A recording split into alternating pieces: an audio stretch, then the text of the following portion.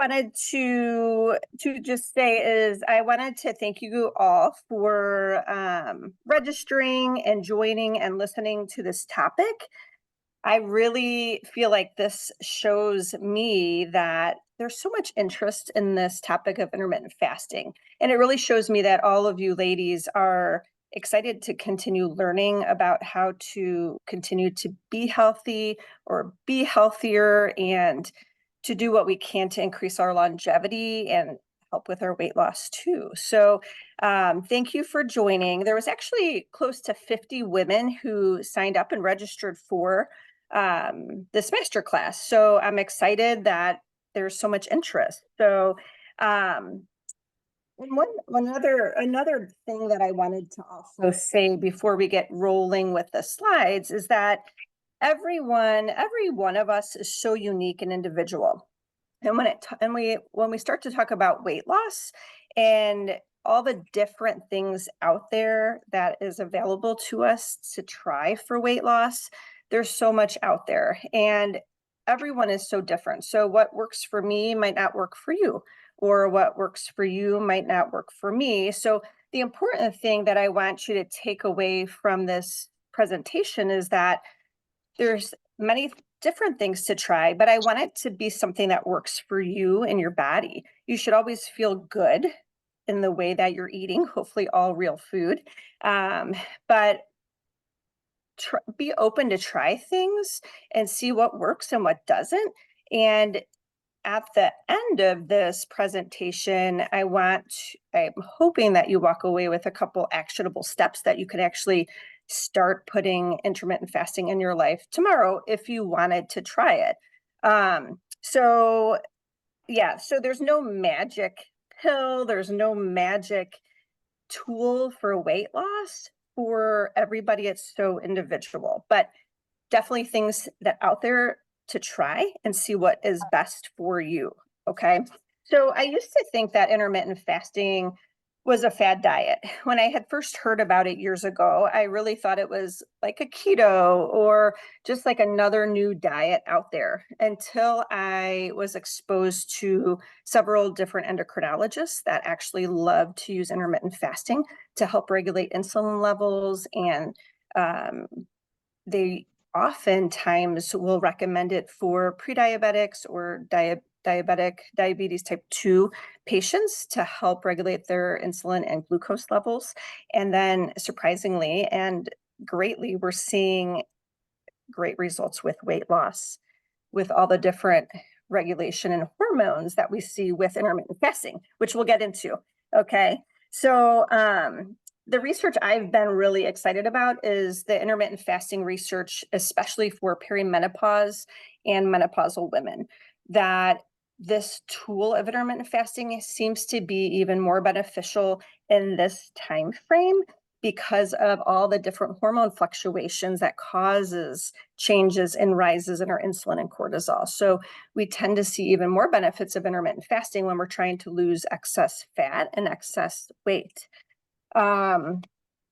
So yeah, with intermittent fasting, the last thing I wanted to say before we get rolling in the slides is that I've used intermittent fasting in my own life over the past couple of years here, and I've been really excited and surprised to see some great results with it.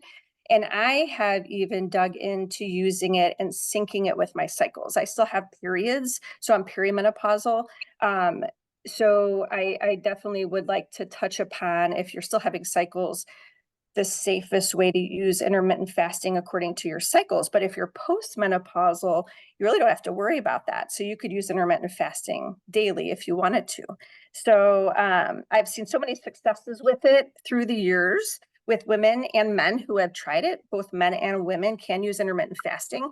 Women tend to be a little bit harder to use intermittent fasting with just because of our menstrual cycles. But again, if you're postmenopausal, then you don't have to worry about it, which makes it a little bit easier for you.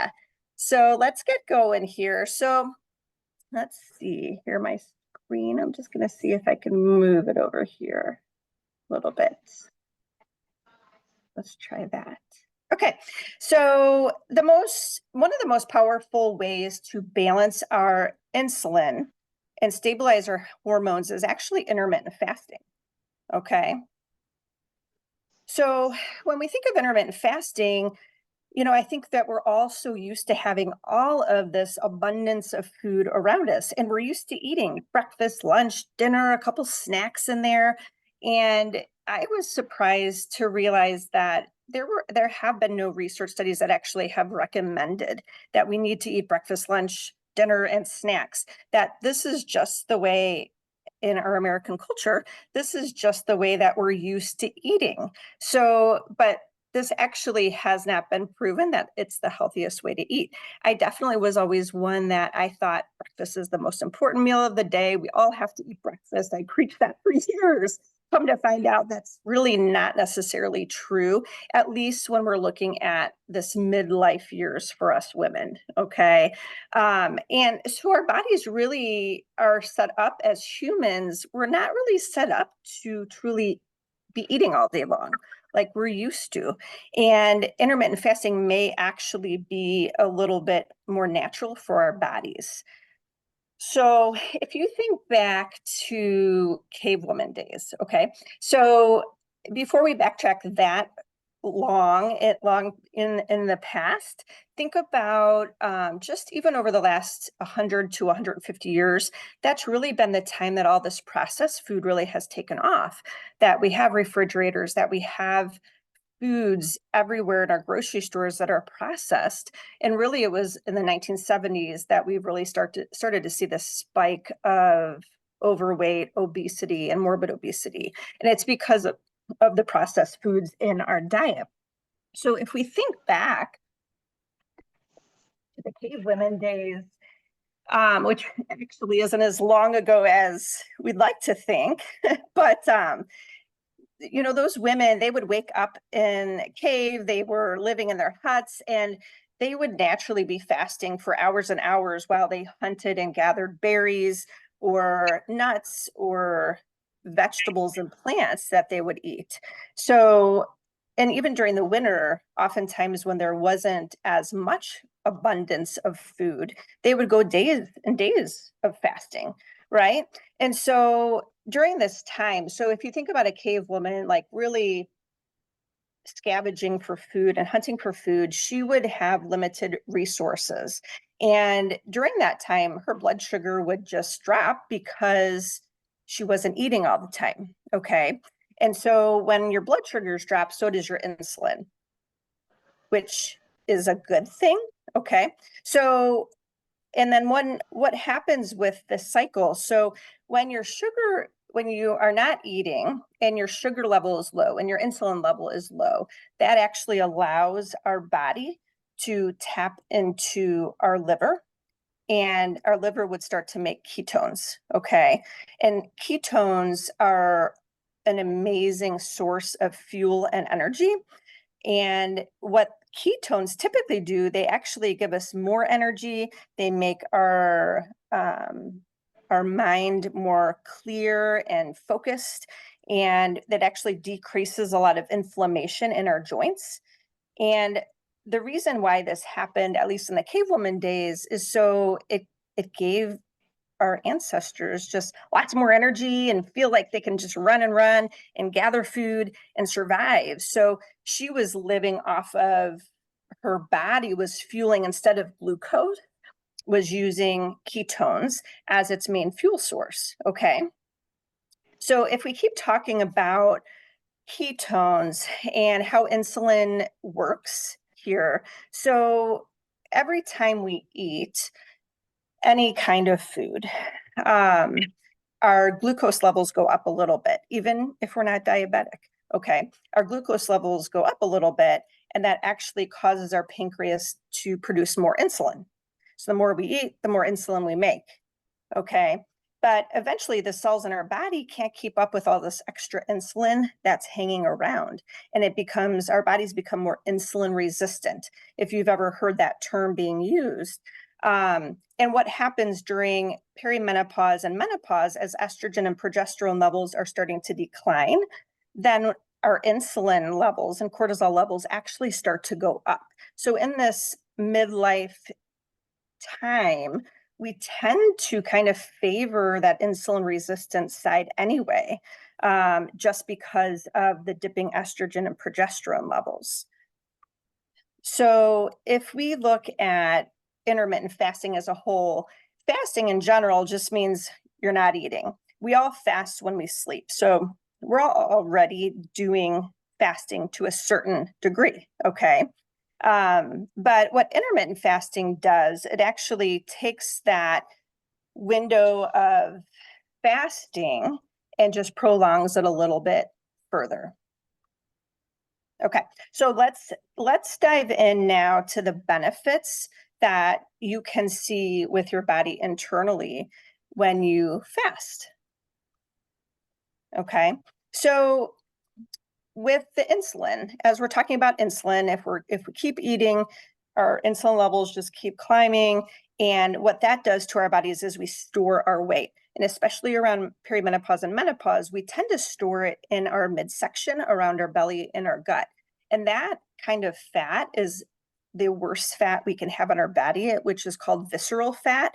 That visceral fat actually increases our risk of heart attack, stroke, different cancers. So it's that visceral fat that's the dangerous fat, and that's the fat we don't want to accumulate. But we tend to do that during perimenopause and menopause years. So, and that's because our insulin levels are climbing during this time in our life. And when the insulin levels climb, our bodies don't want to use our own fat stores as its fuel, and we just keep storing it. Okay. So over time, what happens is then we develop more and more insulin resistance and could also trend into diabetes.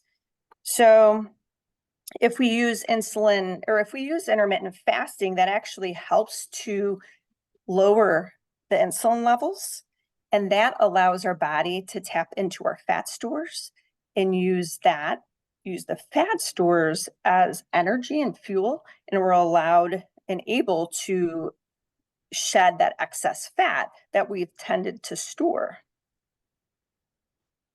Okay, so let's keep going here. So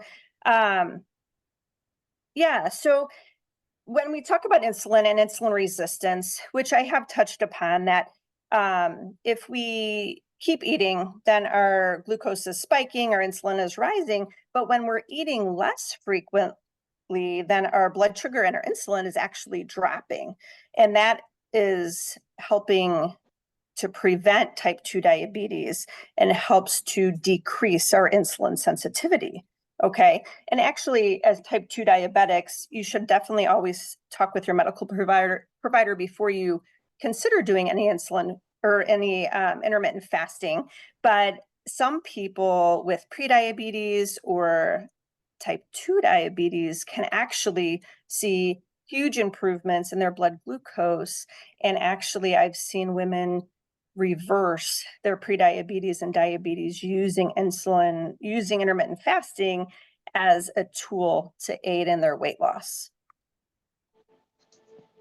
So, yep. So we can see a lot of great benefits from intermittent fasting. One of them is weight loss. Okay. Lowers blood pressure. So there's been some great studies that even if you did intermittent fasting and didn't lose weight at all, that you would still see lower blood pressure readings with a fasting window of only 8 hours. So intermittent fasting really has benefits even beyond the weight loss part. And then with the possible lower risk of cancer, that has to go with inflammation and decreased insulin levels, as we see the decrease in the visceral fat also has been shown to possibly lower risk of cancers. It's been proven more in animal studies, so we definitely are needing more and more human studies when it comes to specific diets and specific intermittent fasting windows. But the research is really promising as far as decreasing all of these comorbid conditions. And other hormones that are affected with intermittent fasting is that actually when our insulin levels are dropping, it actually increases our growth hormone. And that's actually a good thing because growth hormones can help to improve our bone density, which we are concerned that we start to lose after menopause. And that growth hormone also can help to preserve some of our muscle mass, and it helps to lower some of our excess body fat as well. So this is also a really interesting topic when we look at all the benefits internally that our body is doing for intermittent fasting. There's two things. There's cellular repair. So what this means is when you have cells in your body that seem to be damaged, okay, whether it's from maybe sugars we're eating or toxins around us, if there's damaged cells, then that intermittent fasting, that fasting window is actually allowing our bodies to repair some of the cellular damage that is being done. Okay. And the reason we think it's because we're not using up all this extra energy to digest our foods, that it allows our body to start to focus on other areas and other cells in our body to help repair those. Okay.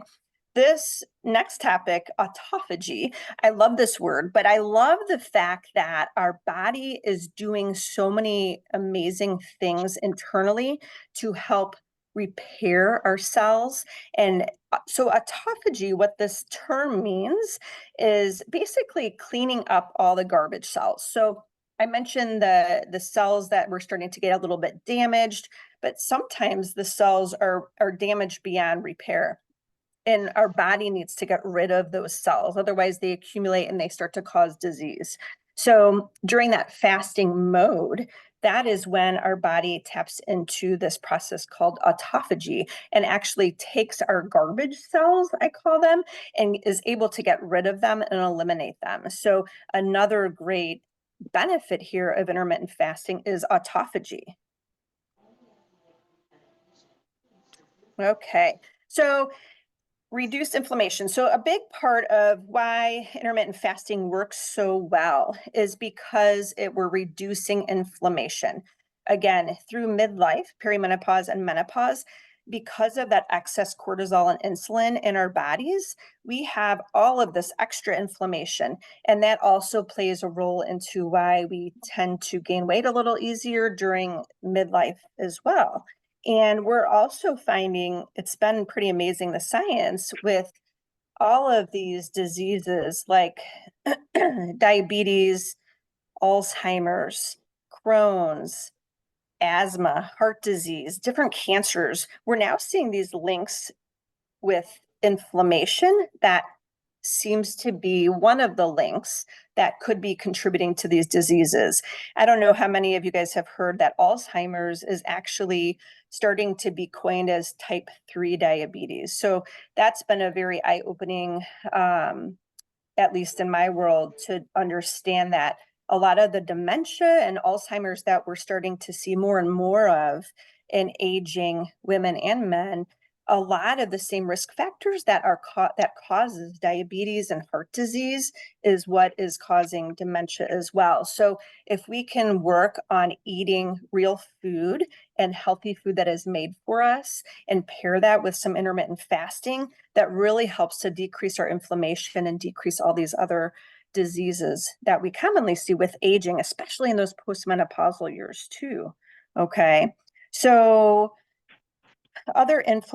so some causes of inflammation that can be helped from intermittent fasting, definitely the high blood sugars, unhealthy foods, the oxidative stress. So if you've heard of oxidative stress on our bodies when we're eating sugary foods or too much processed foods, that can cause the oxidative stress and free radicals that can lead to different cancers, especially.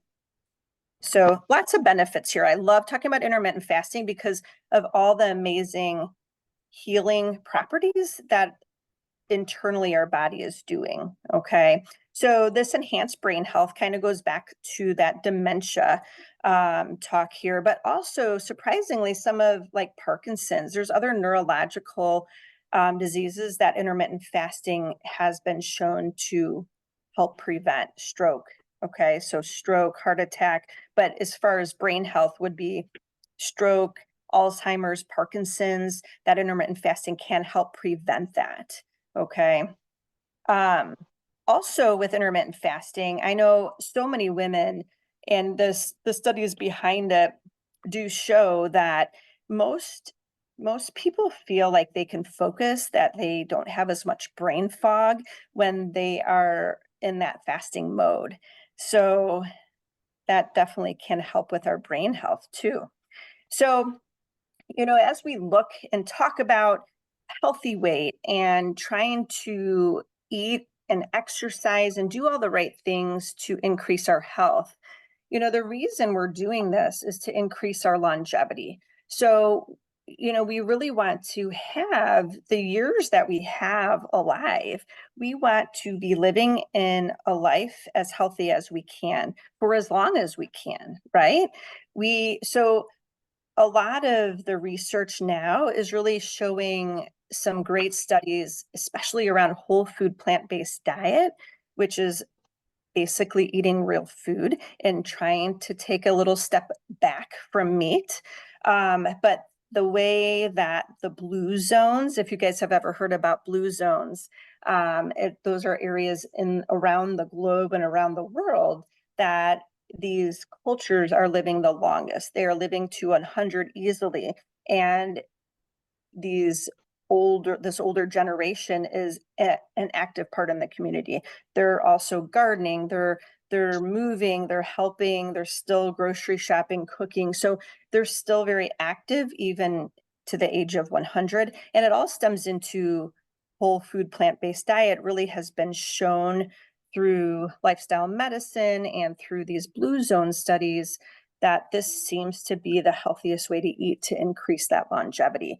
And intermittent fasting also plays a role in that. They're also finding some great studies that show the people who live the longest and are the healthiest, living the longest, are the ones who are probably eating less.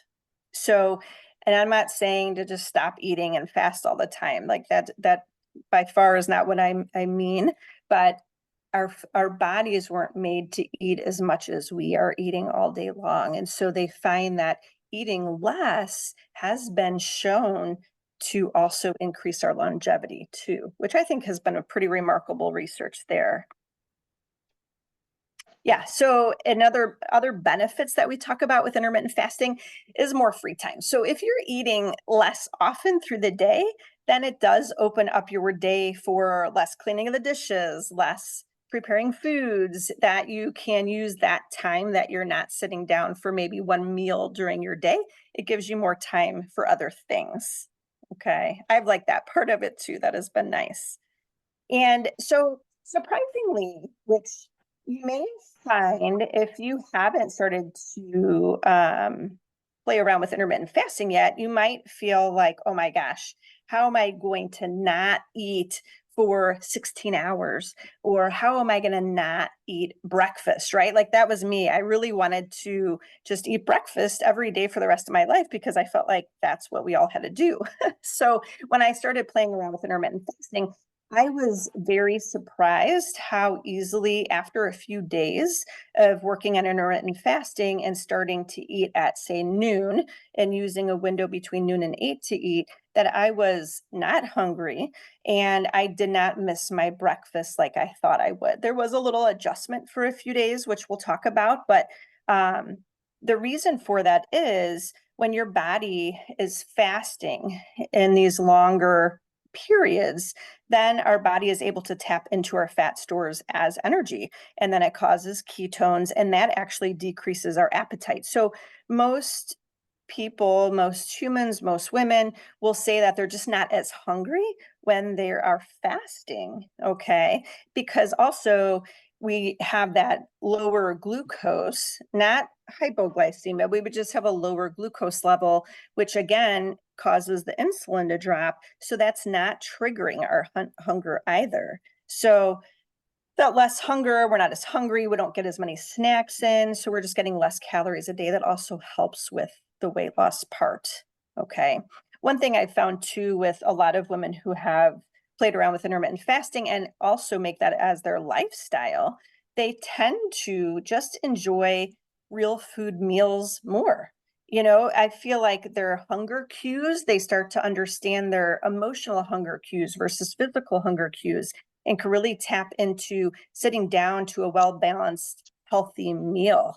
And all of those vegetables that you might not have liked when you were a kid, you'd be surprised how many of those vegetables that you might start to learn to love once you are doing intermittent fasting, once you are eating real food. Your palate changes and you actually start to crave more of those vegetables. Okay. So other benefits, yes, that will help lower your cholesterol, LDL numbers. Studies have really shown benefits for that as well. So just one warning here, if you're thinking about trying intermittent fasting, or if you've been doing intermittent fasting, I definitely wouldn't want you to try intermittent fasting if you're pregnant or breastfeeding. Okay. That is not the time to do it. Really, the studies aren't there yet to even look at under the age of 18 for pediatrics. So if you're in that category, just don't even think about it or talk to your medical provider about that. But if you have a history of any eating disorders, anorexia, bulimia, any other eating disorders, I would really caution you on intermittent fasting. Intermittent fasting sometimes can also cause prior binge eaters to struggle with that a little bit more. So we just have to be careful if there is a history of eating disorders there. Okay. If you are diabetic, talk with your medical provider first to make sure they're on board with you doing intermittent fasting. And definitely if you're on certain medicines that you're not sure, again, check with your medical provider. If you're already underweight, then don't use intermittent fasting. You should be eating. Okay. Okay. So let's dig into how do we make intermittent fasting part of our life and part of our eating schedules. Okay. So the key takeaway with intermittent fasting, it can be super flexible. I know some women will get hung up on trying to have like a 16-8 schedule every single day, and they want to eat from noon to 8 every day. And that's fine. If that works for you, go for it. But I also know, like, when I use it, and I do intermittent fasting most days, but on the weekends, when I'm home with my family, oftentimes we'll cook a big breakfast and I'll want to eat a breakfast with them. And if I decide to do that, then I just change my eating windows. So instead of eating at noon, from noon to 8 that day, maybe I'll eat from 8 and then stop eating around 3 or 4 or sooner, depending on my hunger levels too. But so intermittent fasting can be flexible. You can change it according to your day-to-day life and what that looks like in your schedule too.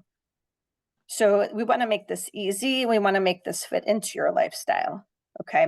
So the most common that I hear of, and I feel like it's the easiest way to incorporate into your daily life, is a 16-8, which means you're fasting for 16 hours and then eating for an 8-hour window. Okay. Or you can do like an 18-6. So you can fast for 18 hours and eat for a 6-hour window. That's probably the most common. But other ways you may have run across that you can intermittent fast is something called a 5-2. So basically that's working on intermittent fasting just 2 days a week, where maybe 5 days you're eating regular healthy foods, and 2 days you're really limiting your foods or fasting altogether, or maybe just eating a very, very small meal 2 days of the week. So you can vary that week to week as well. The eat, stop, eat, that's also just means you can decide what days of the week you want to work on fasting and what days of the week you want to just eat your regular meals. So everyone is so different with what their schedules look like with work, with family, and just how they feel with fasting. So it's a matter of just playing around with it and see how your body adjusts and what you feel good doing. Alternate day fasting, just what the name suggests, that one day you can work on fasting. Some women will do 24-hour fast, or some women will do 3-day fasts. I've not dipped into much longer than doing probably like an 18-hour fast, maybe a 20-hour fast. But I know some women that just love doing a 24-hour fast or a little bit longer. So again, play with it, see what you feel good with. 1 meal a day. So I know too, also with aging, it seems like we tend to get a little bit less hungry too. So, and some women find it super convenient to just eat 1 meal a day. Maybe they'll just have a big late lunch and get all the calories in. The key here, if you wanted to do 1 meal a day and fast the other hours of the day, that's also okay. But just make sure you're getting enough calories and enough nutrition in that 1 meal. Okay, so let's get you started. So the biggest thing, you want to just pick a plan that makes sense to you. Okay, so pick a way to fast and slowly work up to it. So if you decide, yeah, I'm going to try a 16-8 fast, well, maybe start off fasting 12 hours and see how your body feels. And then if you do okay, the next hour, try to go for a 13-hour fast. And that might take you a couple days.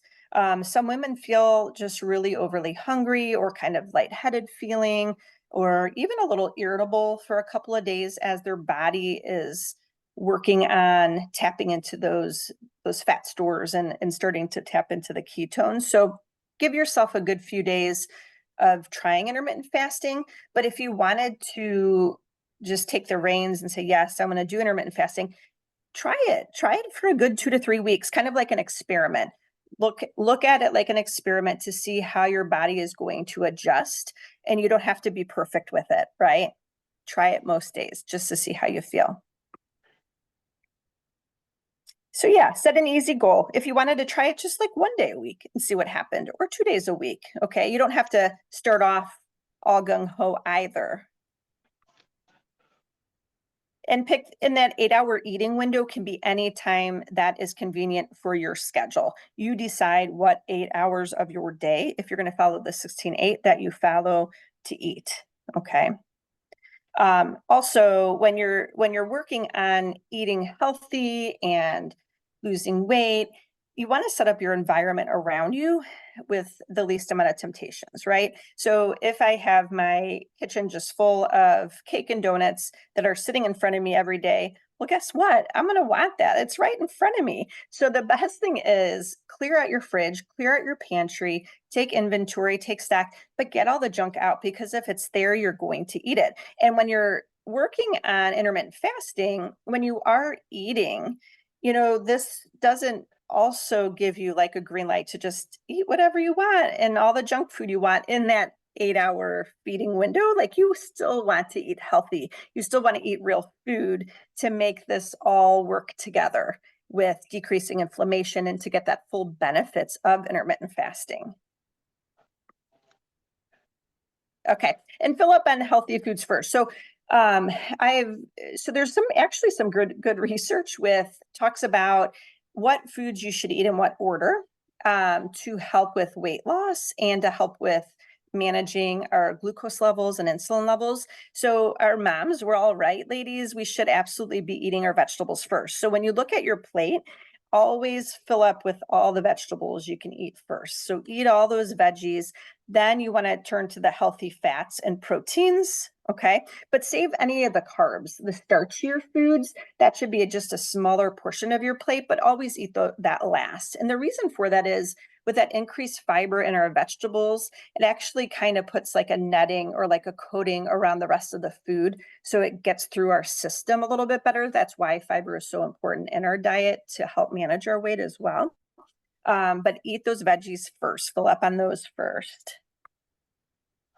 Okay, so we're getting close to the end here. So I always like to talk about hunger cues and having a plan for when we're feeling hungry. So I would definitely encourage everyone to just meal plan every week. Like, that should just be a part of your life for the rest of your life.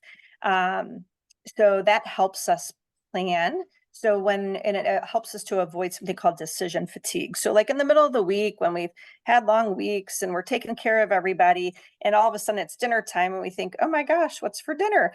That's like the worst time, because then we tend to not think clearly and we're just kind of grabbing whatever sounds good. But the more we can plan ahead for our dinners and our meals, then the more apt we are to actually eat those planned meals. And meal planning isn't, the purpose isn't to be 100% with that every week, but if you can eat 80% of those meals that you have planned, out of 21 meals a week, that's like 18 to 19 meals a week that you had planned that you're actually eating. So you definitely want a meal plan. That will be helpful, but also pay attention as you start dipping into intermittent fasting and trying it. Pay attention to your hunger cues. Okay. So hunger, there's there's physical hunger and emotional hunger. So physical hunger, I like to describe, that comes in like waves of an ocean. Okay. So physical hunger kind of comes on slow. And if we just don't have time to eat, or are planning on fasting, then we can kind of sit there and watch that hunger kind of flow out like a wave. Okay. So it kind of comes on slow and goes out slow if we don't eat. But emotional hunger is what comes on strong. Like, oh my gosh, all of a sudden I got to eat. And if I don't eat, I'm feeling hangry, right? That's emotional hunger. So emotional hunger, you really want to start getting curious about, okay, why am I emotionally hungry right now? And try to figure out what those triggers are for yourself, whether it's you're bored or you're stressed or you're mad or angry or tired. What is that emotion coming up for you?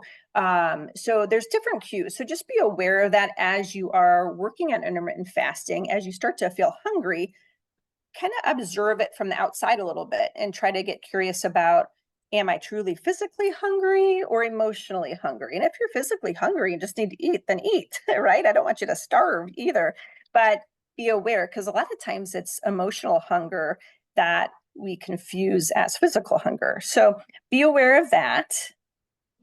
Okay. So yeah, the biggest thing with any change in the way that we're eating day to day as we work on our weight loss goals is, I find that so many women, right? We all try to like Google, like, what's the quickest way to lose weight, or what's the best way to lose weight?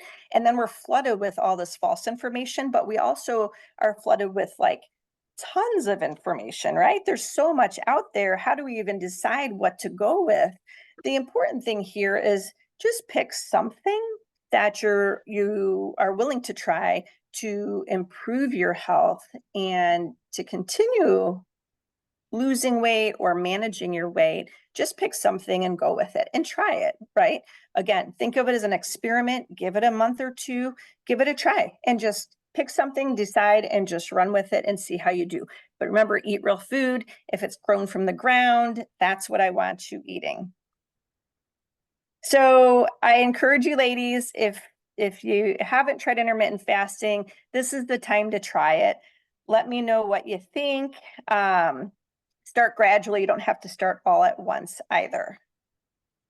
And then I dropped some of the resources that I use. These are all some really good reads too, if you guys want some additional information.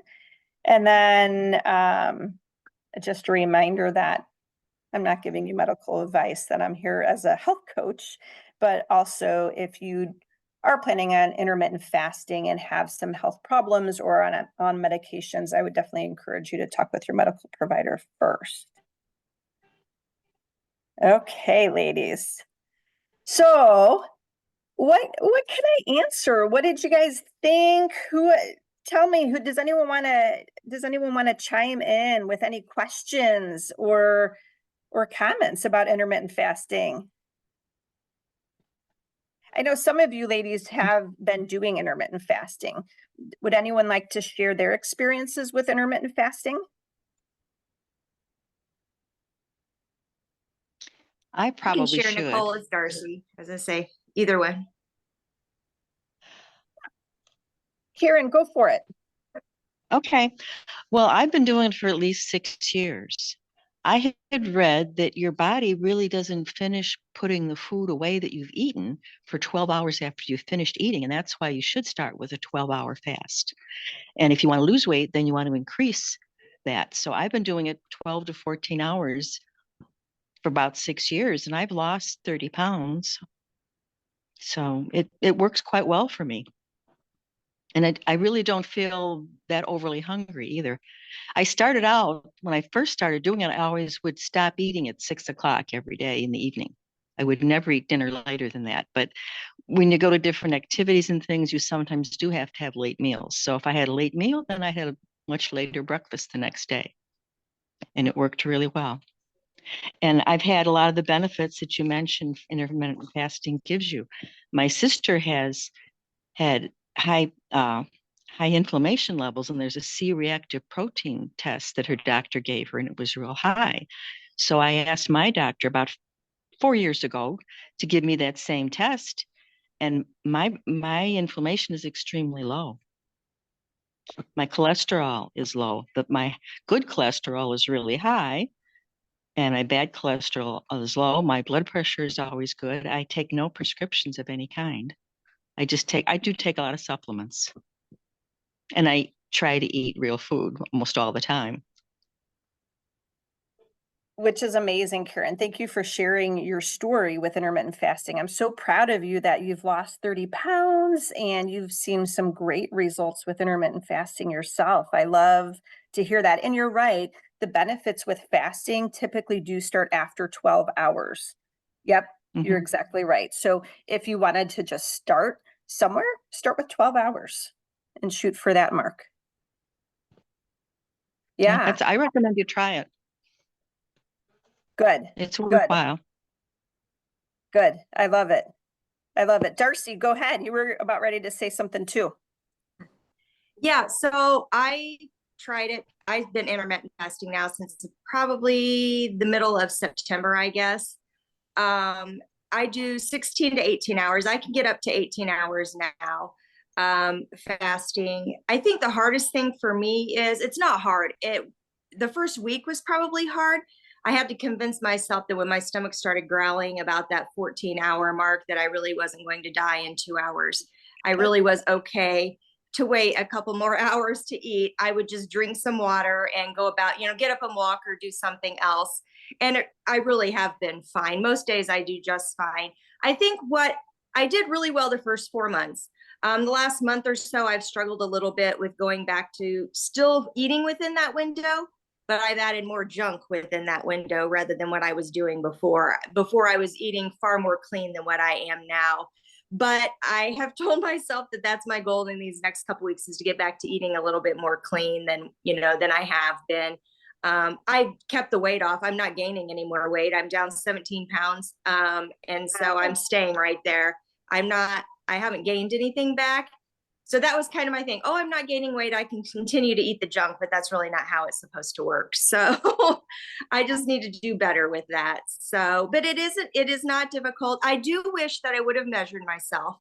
I did not measure myself prior to starting the weight loss journey. I wish I would have done that. And I did not get, shame on me, my labs done either. I was going to do lab work prior to starting.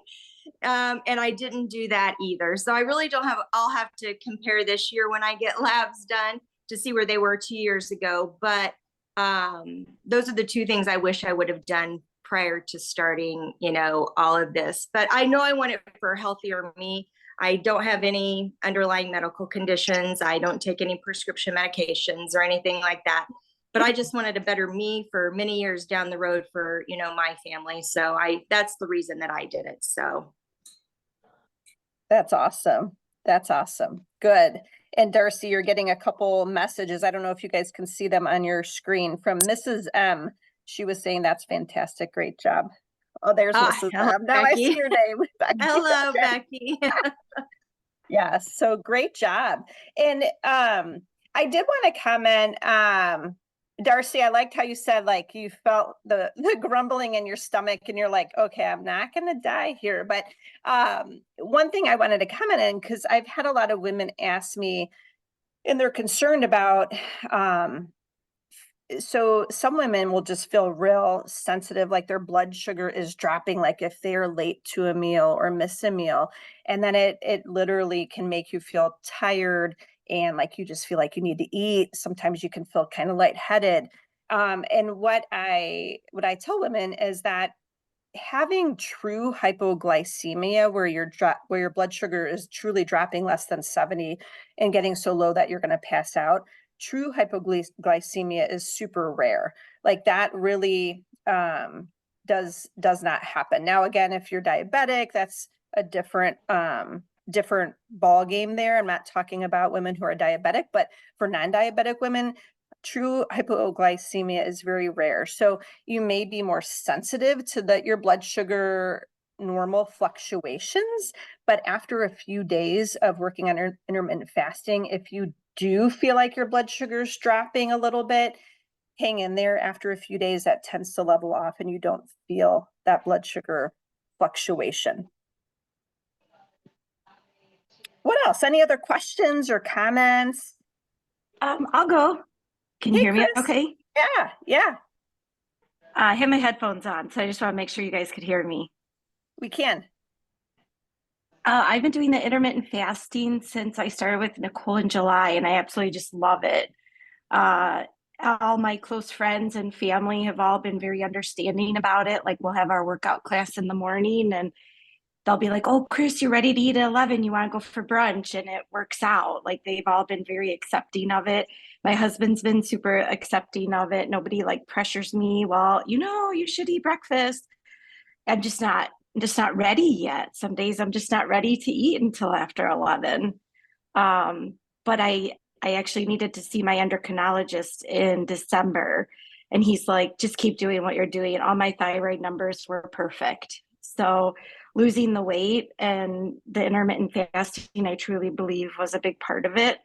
But yeah, it's really, if anybody hasn't tried it in this group, give it a try because it really, really, it's just helpful. I just don't always wake up hungry. And sometimes I don't want to eat after 7. It just depends. Like tonight, it was a little later because my son had soccer. So I'll just maybe wait a little bit longer in the morning. But it's really been helpful.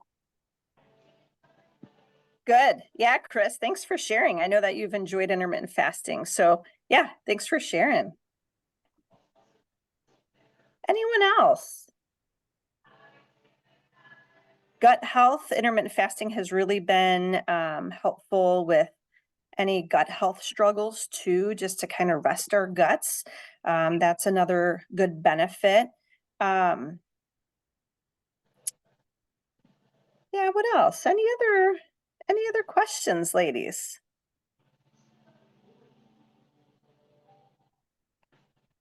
Hi, Nicole. Hey, Chris. Hi, good to see you guys. I have to say, like, I used to be one of those people that would get hangry if I didn't eat, but I felt like it was because I was so on a glucose roller coaster. So once I kind of stopped being on the glucose roller coaster, I could be okay not eating, but it's because I was eating like something really starchy or like sugary, like, an apple, but not having any protein with it. So now if I have an apple, I have nuts with it too. So I think comparing protein with my snacks or whatever I'm eating makes it better. But I used to be where I would be hangry. And this is back in the 90s when you used to eat low fat and you just had pretzels. And then, I'd be walking around the mall or something, and all of a sudden I would start getting really angry and I realize I need to eat something. But so that's really changed. And also it's very empowering. Like if you're somewhere where there's no good food to eat, like you're traveling, airport or whatever, you can just fast and I'm not gonna, bite everyone's head off. I'm not gonna be mean to everybody.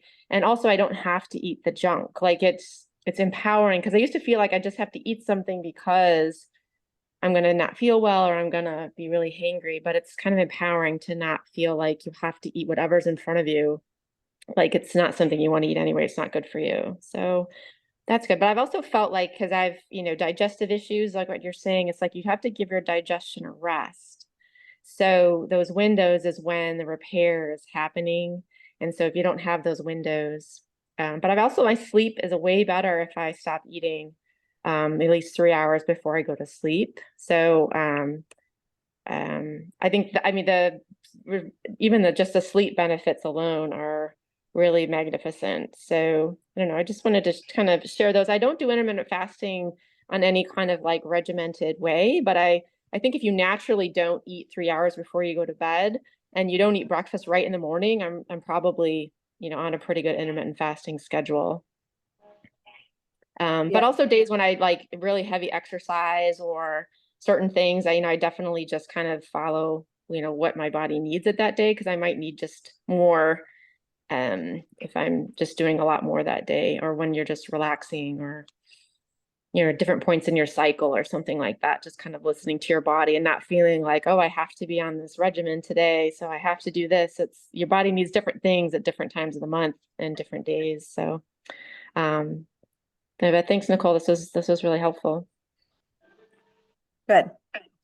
Thanks, Chris, for sharing. And going on to that cycle syncing a little bit more, I just wanted to touch on that quickly.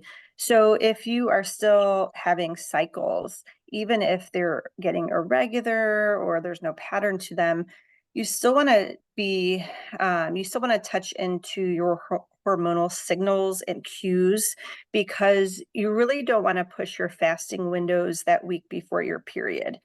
That week before your period, naturally, your cortisol levels are up a little bit higher, and your body tends to have a little bit more stress and inflammation that week before your period.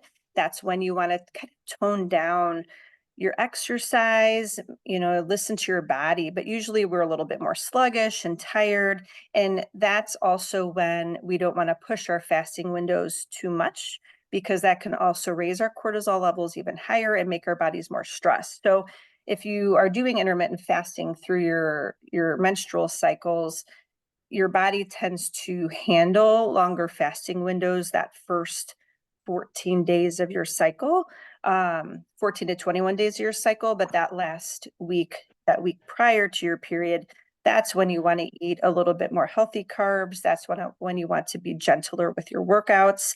And I would also encourage you to really not do much with intermittent fasting that week prior to your periods. And exercise is okay. Like, you can definitely exercise. You can do HIIT workouts, you can lift weights, you can go for a run, you can exercise fasted, okay? Depending on if you're going to do some endurance, like if you're going to exercise for a couple hours, then I don't know that I'm a big proponent of fasting before like long endurance exercise. But if you're doing like a half an hour intense workout, you can absolutely work out fasted. And you'll just have to try it too. Some women love it and don't need to eat at all before they work out, and they can fast and work out. And some women feel like they do need to eat a little something. But I was surprised to even run across a lot of good stories about Olympic athletes, like that caliber of training, that sometimes they'll use intermittent fasting, again, along with their menstrual cycles and with their training schedules, to really pair all of that out to get the maximum benefit as far as reducing inflammation, even with their training. So, yeah, you can definitely play around with it. The important thing is staying in tune with your body, right? Again, what works for me might not work for you, and vice versa. So just paying attention to your body and trying to just take a step back and listen to it. I know so many of us just get into that rushing, like go from one thing to the next, and we don't take time to stop and actually like reflect on how we're feeling. But I think that's so important when you're working with intermittent fasting too. What else? Any other questions or comments, ladies, before we get off this masterclass?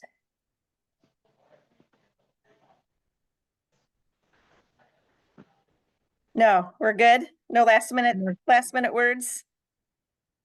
Okay. Well, ladies, thank you for joining. I know we have some women here in the crowd from California, New Mexico.